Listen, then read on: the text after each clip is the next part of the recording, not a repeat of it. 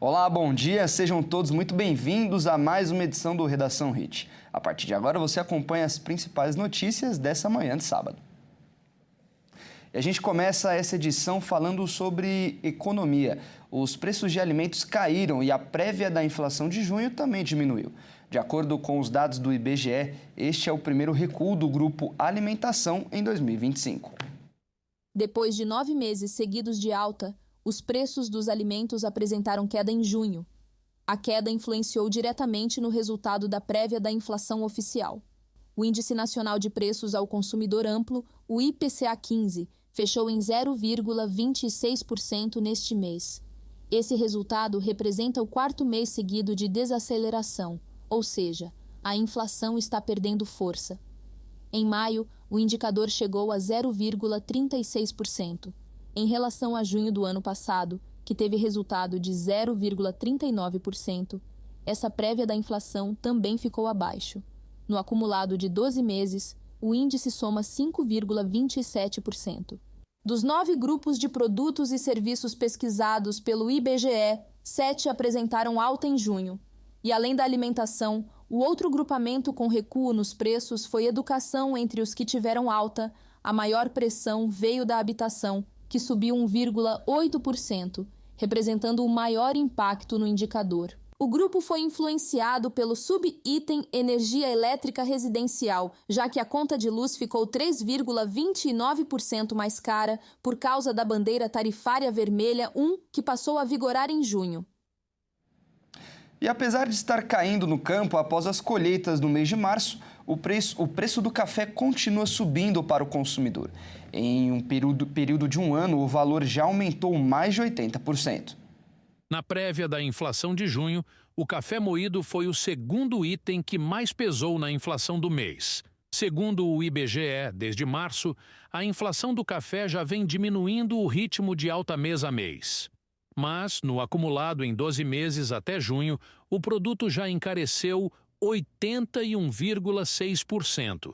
Já no campo, a cotação média mensal do café arábica, que é o mais consumido e produzido no Brasil, caiu 17% em junho em relação a fevereiro, quando o preço bateu recorde na série histórica do Centro de Estudos Avançados em Economia Aplicada.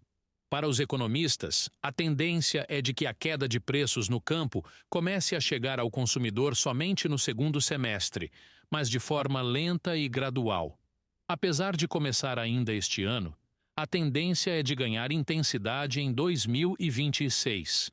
O repasse de preços do campo até o supermercado costuma demorar, isso porque gasta um tempo entre a colheita, o processo de secar o café, de beneficiar, até chegar na indústria para ser torrado, embalado para, só depois, ser distribuído para os mercados.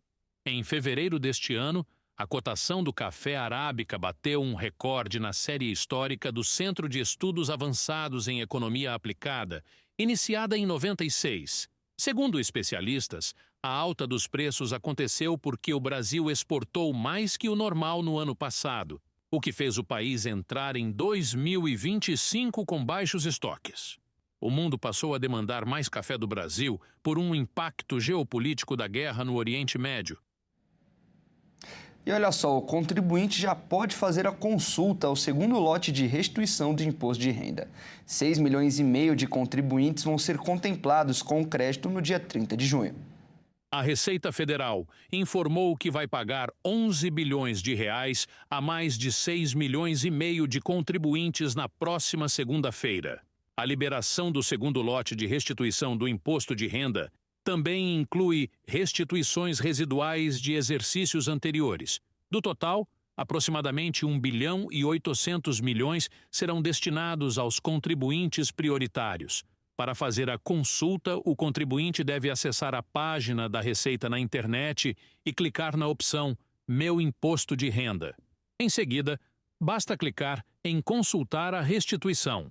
A página oferece orientações e os canais de prestação do serviço, permitindo até saber da situação da declaração por meio do extrato de processamento, acessado no ICAC. Caso identifique alguma pendência na declaração, o contribuinte ainda pode retificá-la, corrigindo as informações. As restituições de declarações que apresentam inconsistência são liberadas apenas após corrigidas pelo cidadão ou após o contribuinte apresentar comprovação de que sua declaração está correta.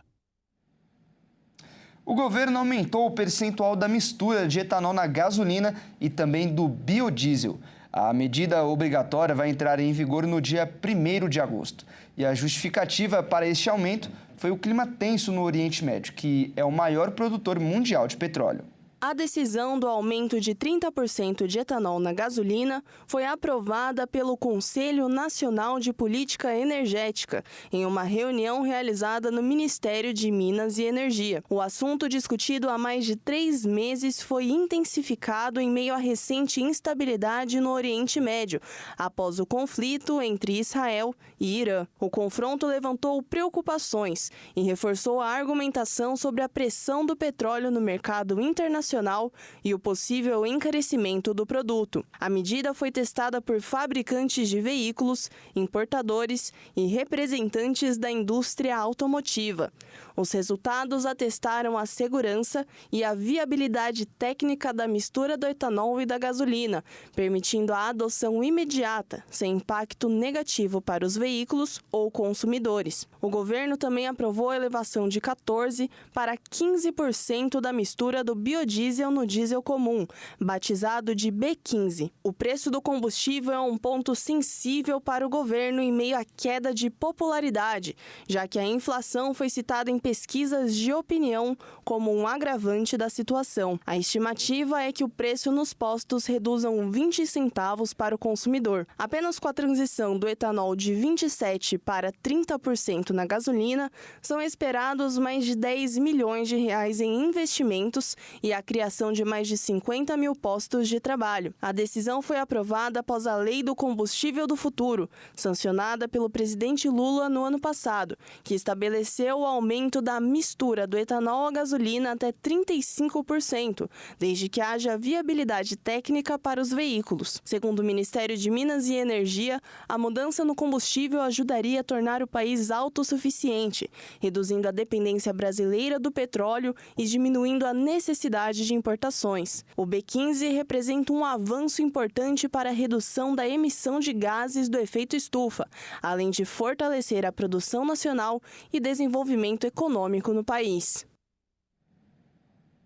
O estado do Pará conseguiu um feito inédito: diminuir em 55% a área desmatada entre 2021 e 2024 na Amazônia Legal. Essa foi a maior queda dos últimos anos. Vamos ver. Devido a uma estratégia do governo paraense em repressão a crimes ambientais, foram criadas tecnologias de monitoramento e políticas públicas que estimulam a diferença de usos dos recursos do solo e da floresta. O desmatamento caiu em 55% na área desmatada.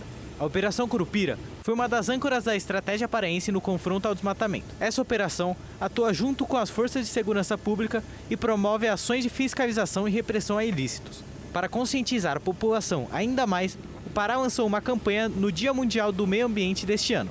O programa estadual Pará Sem Fogo, uma iniciativa inédita que amplia a estratégia do Estado a partir de medidas prioritárias. E a partir de fiscalizações, identificou que as florestas estão cada vez mais inflamáveis e criou novas estratégias de atuação. E o projeto Navegando com Sentido permite que pessoas com deficiência visual assumam o leme e guiem embarcações na Baía de Guanabara, no Rio de Janeiro. A atividade é acompanhada por instrutores e requer bastante dos sentidos dos participantes, que precisam perceber sutilezas como as oscilações do veleiro sob os seus pés e a direção do vento. Fernando Araújo sente a brisa do mar em seu rosto enquanto segura o leme do veleiro que navega pela Baía de Guanabara, no Rio de Janeiro. Ele pilota com confiança, ainda que não consiga ver a bela paisagem ao redor. A sensação de você estar sendo pilotado no barco, sendo pilotado por um cego, mano. A tripulação do piquenique inclui 4 pessoas com deficiência visual ou auditiva e vários instrutores. Durante 3 dias intensos, este grupo recebeu treinamento teórico e prático a bordo de embarcações em uma marina privada do Rio, em frente ao famoso Pão de Açúcar. A experiência resultou em uma expedição pelas águas da Bahia em um veleiro monocasco de 40 pés. Nunca me imaginei, assim, estar pilotando um barco, assim, em si.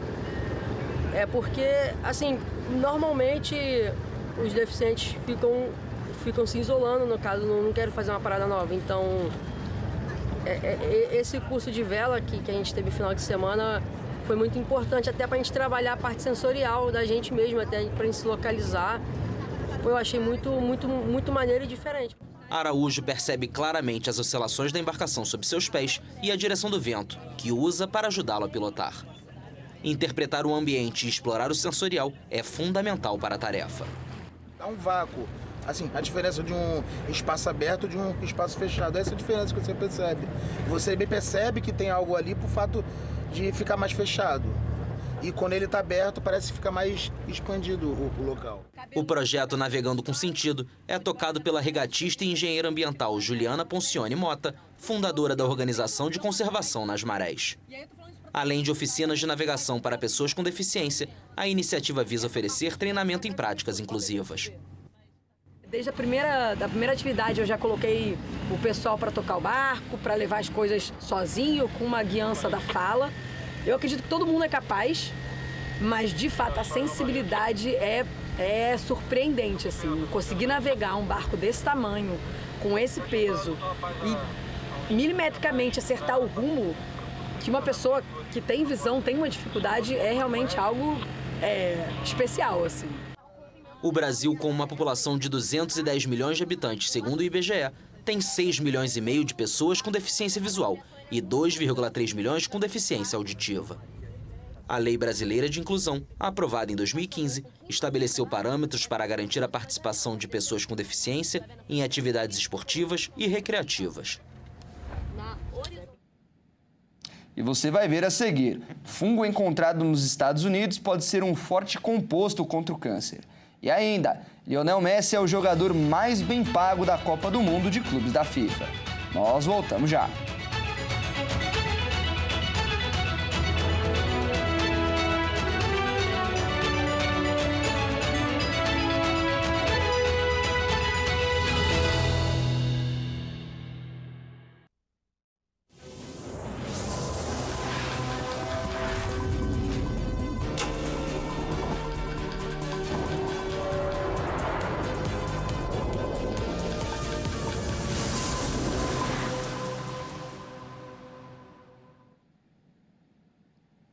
Um grupo de pesquisadores de uma universidade da Pensilvânia, nos Estados Unidos, descobriram que o fungo encontrado na tumba do faraó Tutankhamon pode ser um forte composto contra o câncer.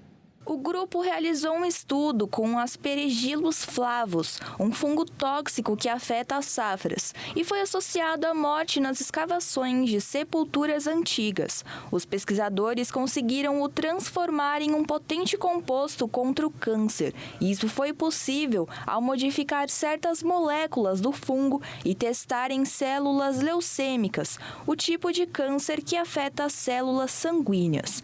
O fungo é conhecido pelos arqueólogos que abriram a câmara funerária do faraó Tutankhamon na década de 1920. E nessa época houve uma série de mortes misteriosas entre a equipe de escavação que deu origem à lenda da maldição do faraó.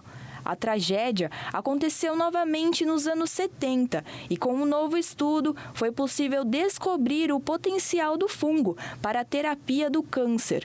Foi descoberto que as moléculas do A. flavus partilhavam estruturas de anéis entrelaçados, batizadas de asperigiminicinas. E mesmo sem modificações, ao serem combinadas às células leucêmicas humanas, 2 dessas 4 variantes demonstraram efeitos anticancerígenos. Os pesquisadores perceberam que os compostos tiveram pouco ou nenhum efeito sobre as células de cânceres de mama, fígado e pulmão, e sobre diversas bactérias e fungos, o que demonstrou que a ação do fungo é específica para certos tipos de células. Além disso, o estudo conseguiu identificar grupos semelhantes de genes em outros fungos, ou seja, existe a possibilidade de haver mais moléculas fúngicas a serem descobertas. Agora, os cientistas vão realizar testes em modelos animais com o objetivo de futuros ensaios clínicos em humanos. A descoberta abre portas para o futuro do tratamento do câncer e os resultados mostram que há muito a se descobrir para a criação de mais medicamentos derivados de produtos naturais. A cobertura vacinal contra a gripe continua abaixo do ideal planejado pelo Ministério da Saúde. Apenas 40% dos brasileiros tomaram o imunizante contra a influenza. Segundo dados do Ministério da Saúde, os estados do Rio de Janeiro, Bahia, Pernambuco, Mato Grosso, Maranhão e Goiás são os que têm os percentuais mais abaixos do país.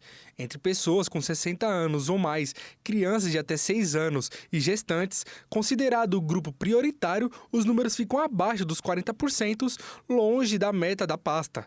No Rio de Janeiro, estado com menor índice do levantamento dentro do grupo prioritário, as gestantes são as menos vacinadas, com 27%, seguidas pelas crianças com 35% e pelos idosos com menos de 45%. A meta planejada pelo órgão é alcançar 90% em todo o território nacional, mas esse número está longe do ideal. Nos primeiros 5 meses do ano, as mortes causadas pelo vírus da influenza mais do que dobraram. Só na capital de São Paulo foram 175 óbitos. No último balanço divulgado pelo site oficial da Pasta da Saúde, a cidade paulistana lidera o ranking de vacinação entre os estados. Mais de 8 milhões de pessoas tomaram ao menos uma dose. Porém, o número de outras doses não chega a 1 milhão. Nos municípios paulistas, o esquema foi ampliado para toda a população acima dos 6 meses. Em 2025, o imunizante foi incorporado ao calendário básico de vacinação, de acordo com o órgão da saúde. Com o início do inverno, a circulação do vírus aumenta e a Secretaria Estadual de Saúde recomendou aos grupos prioritários que se vacinem o quanto antes, já que eles são mais suscetíveis a ter uma reação mais grave da doença e com risco de morte. Para tentar conter o contágio, a Secretaria Municipal da Saúde de São Paulo intensificou os esforços para elevar os índices de vacinação por meio de campanhas em terminais de ônibus e estações do metrô e da CPTM.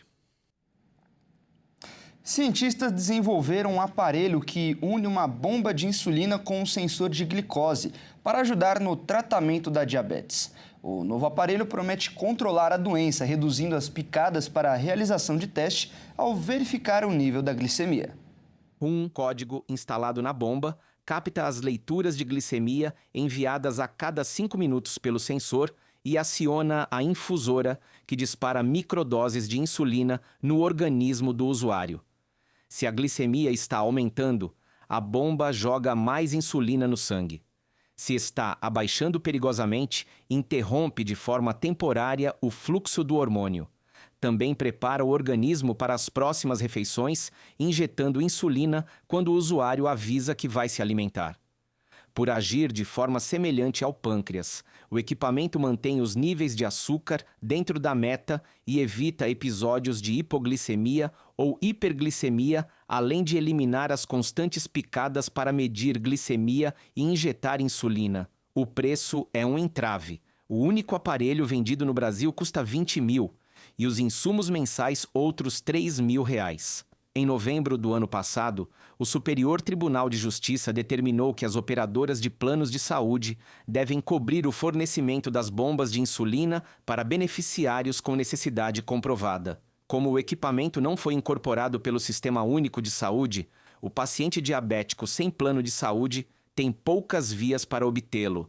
No estado de São Paulo, uma delas é o caminho dos centros referenciados como o Ambulatório de Bomba de Insulina da Universidade Federal de São Paulo.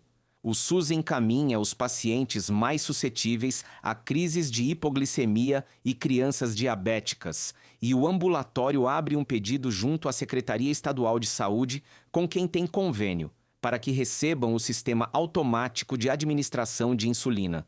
Outra saída é o OpenAPS, um sistema gratuito desenvolvido nos Estados Unidos em 2015, quando ainda não havia soluções comerciais de pâncreas artificial. Os usuários invadem bombas de insulina antigas para que passem a receber comandos de celulares. Como na versão comercial, o celular capta sinais enviados pelo sensor de glicose, interpreta os sinais com a ajuda de um algoritmo e comanda a bomba. O sistema é considerado seguro, estudo publicado na New England Journal of Medicine. registrou que pacientes usuários do OpenApps tiveram 3 horas diárias no nível ideal de glicemia, a mais do que quem estava no grupo controle, sem registro de casos graves de hipoglicemia. E olha só, os passeios de balão em Praia Grande, município de Santa Catarina, tiveram 70% de cancelamento. E tudo isso aconteceu após o acidente que resultou na morte de 8 pessoas. A prefeitura admitiu que não fiscaliza as atividades de balonismo na cidade. O passeio de balão de ar quente, carro-chefe das atrações turísticas de Praia Grande, município de Santa Catarina, enfrenta um cenário de incerteza após o acidente que custou a vida de 8 pessoas. Um balão de turismo pegou fogo no ar e despencou do céu. A Polícia Civil iniciou a investigação e interrogou o piloto que sobreviveu. O depoimento apontou que foi sentido um cheiro de queimado após a decolagem, provavelmente causado por um princípio de incêndio na capa do tanque de gás. O piloto buscou o extintor que não funcionou e realizou uma descida de emergência. 12 turistas pularam do cesto e foram salvos, mas a redução do peso fez o balão subir novamente, ocasionando o acidente. Segundo a Associação de Voos e Instrução de Balão de Ar Quente, 70% dos passageiros que reservaram passeios por operadoras que atuam na cidade foram cancelados. O município de Praia Grande tem pouco mais de 8 mil habitantes e a atividade é responsável por pelo menos 400 empregos. O passeio de balão passou a ser oferecido aos turistas em 2016, que pagam em média R$ 580 por 40 minutos. Mais de 400 mil voos foram realizados desde então. O Ministério do Turismo e a Prefeitura de Praia Grande admitiram que não realizam nenhum tipo de fiscalização sobre o balonismo. Além disso, não existe Código Nacional de Atividades Econômicas específico para a atividade, o que dificulta o enquadramento jurídico das empresas e a segurança dos passageiros e operadores de balão. Segundo a Agência Nacional de Aviação Civil, não existe empresa de balão certificada para atuar de forma comercial. Por isso, serão implementadas novas medidas, como a criação de uma legislação própria para o balonismo comercial e a definição de um período de transição para que as empresas em operação se adaptem às novas regras. Bom, agora vamos falar de esportes. A Copa do Mundo de Clubes está rolando e com ela vários craques em campo. Mas você sabe quem são os atletas mais bem pagos atuando no Mundial? Vamos conferir o ranking. A Copa do Mundo de Clubes reúne grandes equipes. Com isso, grandes estrelas do futebol mundial. A revista Forbes listou os 5 jogadores que mais recebem em seus clubes. Juntos, eles somam mais de 380 milhões de dólares. Confira só. Abrindo o ranking na 5ª posição, temos o inglês Harry Kane, atacante do Bayern, ganha no total 39 milhões de dólares, cerca de 214 milhões de reais na cotação atual. Na 4ª posição, um brasileiro, o craque Vinícius Júnior, recebendo 55 milhões de dólares. Na 3ª posição, o norueguês Haaland, ganhando 62 milhões de dólares. No 2º lugar, o atacante francês Kylian Mbappé, ganhando 90 milhões de dólares. E na primeira colocação, sem nenhuma surpresa, o argentino Lionel Messi, que aos seus 38 anos recebe 115 milhões anuais do Inter Miami. Nesta pesquisa, a Forbes levou em conta salários, bônus e receitas fora de campo dos atletas, como contratos de patrocínio, participações em eventos e empreendimentos pessoais. E no Redação Hit de hoje, nós vamos conhecer a cidade de Angra dos Reis, no Rio de Janeiro. Angra dos Reis é conhecida por possuir uma ilha para cada dia do ano. Ou seja, são 365 ilhas para serem exploradas na região. Uma das histórias mais conhecidas é a da Ilha Grande, que já foi utilizada como presídio e hoje é um dos destinos mais procurados por turistas em busca de aventura e beleza natural. Além disso, a cidade é famosa por seus festivais culturais.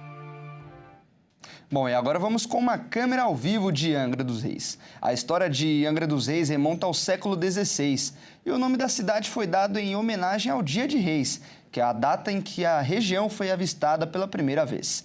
Durante o período colonial, a cidade se tornou um importante porto para o escoamento de ouro e café, contribuindo significativamente para o desenvolvimento econômico da região. Ao longo dos anos, Angra passou por diversas transformações, incluindo a construção de estradas e a modernização de sua infraestrutura. Esses avanços permitiram que a cidade se tornasse um polo turístico, atraindo visitantes de todo o mundo. Bom, e com essa bela imagem de Angra dos Reis, eu encerro a edição de hoje. Muito obrigado pela sua companhia e até a próxima. Até mais!